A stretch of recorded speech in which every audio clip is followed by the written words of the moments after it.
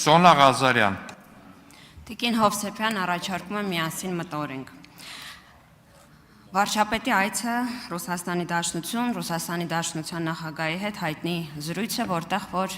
Վլադիմիր Պուտինը խնդրում է Հայաստանի Հանրապետության վարչապետին թույլ տալ պրոռուսական ուժերին մասնակցել քաղաքական գործընթացներին։ Ռուսական անձնագիր ունեցող քաղաքացիներին մասնակցել քաղաքական գործընթացներին, ինչին վարչապետը հղում անելով ասում է, որ Հայաստանի Հանրապետության սահմանադրությունը եւ մայր օրենքները հստակ սահմանում են, թե Հայաստանում ով կարող է լինել պատգամավոր թեկնածու։ Դրան հետևում է առհասարակ տարբեր քաղաքական հայտարարություններ Կրեմլից, խոսնակների կողմից, հետո մենք նկատում ենք, որ քաղաքական սանկցիաներից անդին Հայաստանի Հանրապետության նկատմամբ կիրառվում են տնտեսական սանկցիաներ, որոնք պարոն Նարեկ Կարապետյանը այս դալիճում հաստատում է, որ մեր տնտեսվարողը ամենևին խնդիր չունի,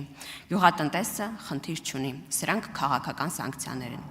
Միաժամանակ Եվրոպական միությունից հնչում են հայտարարություններ, որ Հայաստանի Հանրապետության նկատմամբ վարվում է հստակ հիբրիդային պատերազմ, այնպիսին, ինչպիսին եղել են օրինակ Մոլդովայում։ Եվ դրա օրինակով Հայաստանում է տեղակայվում թվով երկրորդ քաղաքացիական առաքելությունը, որը միտված է հատկապես տեղեկատվական գրողների դեմ պայքարին։ Ընթացքում նկատում ենք, որ ուժեղ Հայաստան խմբակցության կուսակցության հայտարարությունները նման են Մարիա Զախարովայի օրինակ տարբեր հայտարարություններին։ Այստեղ հարց. ով է հիբրիդը։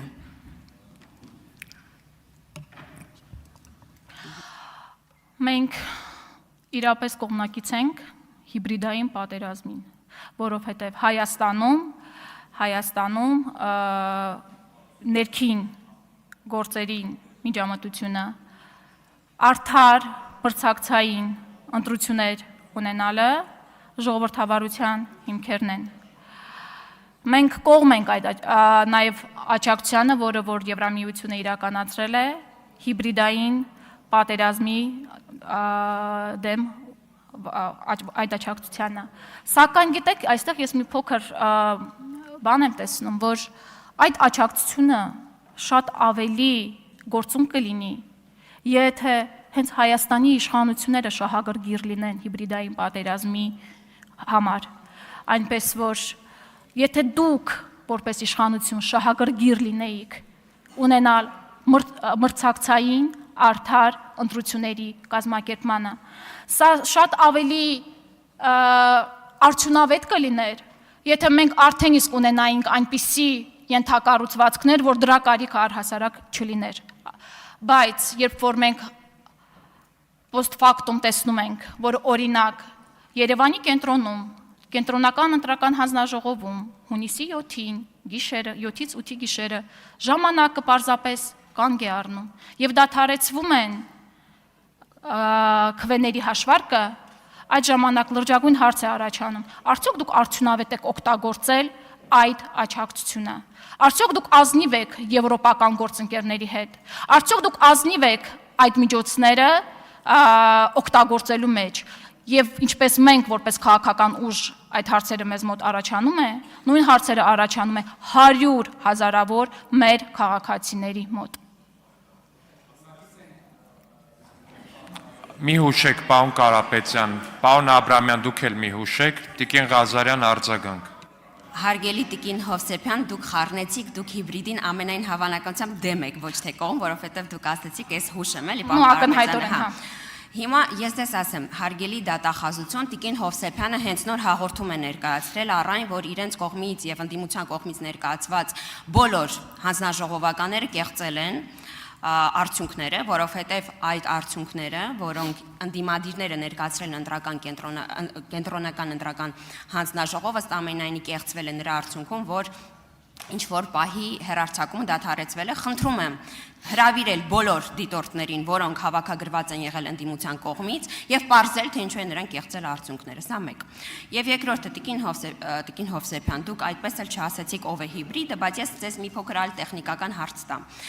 Որն է Հայաստան-Եվրամիություն իրավապայմանագրային հիմքը, որի մասին դուք խոսեցիք, երբ է ճանապարհային քարտեզով ավարտվում դրա կիրարկումը եւ որը պետք է լինի հաջորդ իրավապայմանագրային հիմքը։ Վերջին հարցը։ Այո։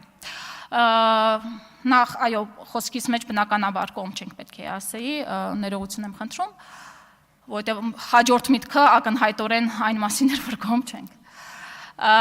Գալով իրավապայմանագրային բազային, իրապես ես իմ խոսքի մեջ նշել եմ, շնորհակալ եմ գոնե այս բովանդակային հարցի համար, այո, ես իմ խոսքի մեջ նշել եմ, որ արկա է բավականին հարուստ իրավապայմանագրային բազա, որը որ դուք ժառանգություն եք ստացել, նաև հարստացրել։ Հենց անգամ, ինչպես կարելի ասել, Եվրոպական միության հետ մեր հարաբերությունների սահմանադրությունը այսօր կարող ենք ասել հենց ՍԵՊԱ-ն է, հա,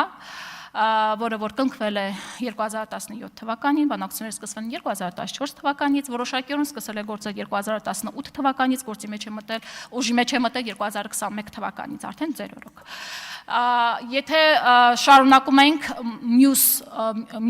ինչ աշխատանքներ կան արվելիք, օրինակ ցավալի է, որ այսօր Հայաստանի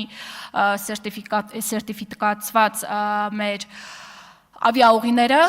գտնվում են Եվրոպայի սև ցուցակում, հա, EU Safety Area List-ի մեջ են գտնվում։ Այո, կարող ենք նաև արձանագրել, որ որոշակի բարեփոխումներ իրականացվել է այս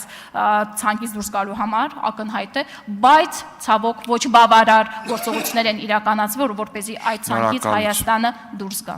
Եվ տեղից մի արձագանքեք Տիկին Ղազարյան, Տիկին Հովսեփյան, ձեզ էլ նորից խնդրում եմ ժամանակի մեջ տեղավորվել։